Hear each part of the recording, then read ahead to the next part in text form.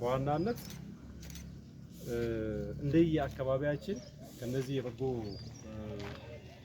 ስራ ላይ ከሚንቀሳቀሱ አካላት ዘርፈ ብዙ እንቅስቃሴ ማድረግ መቻል አለብን የሚል መልዕክት ለማስተላለፍ ነው። አሁን ከተማው ላይ በሁሉም መንደር አሁን እነዚህ ሳምፕል ናቸው እንጂ በጣም አሉ። የተራበ ሰው ይኖራል። አሁን የተራበ ሰው ራብ እንግዲህ ከባድ ነገር ነው። እኛ እያለን ማለት ነው ከስምንቱም ከገጠር ቀበሌ ያው ትንሽ ደከም ባሉ ሰዎችን ለማየት ሞክረናል። ሳምፕሉን ለማስፋት እንጂ ሁሉም በዚህ ይቀርፋል የሚል መነሻ የለንም። በዚህ ደግሞ ዘርፈ ብዙ የሆነ እንቅስቃሴ ያስፈልጋል ማለት ነው። ስለዚህ ከተማ ላይ ያላችሁ ወጣቶችም ከሰውኛ በጎ አድራጎት ጋር በመቀናጀት አንድ ላይ በመተባበር ትንንሽ ነገር ሰብሰብ አድርገን የተረፈው አሁን ትርፍ የሚበላ ሰው አለ። ትክክል እኮ አሁን እኮ እናካክስ ነው።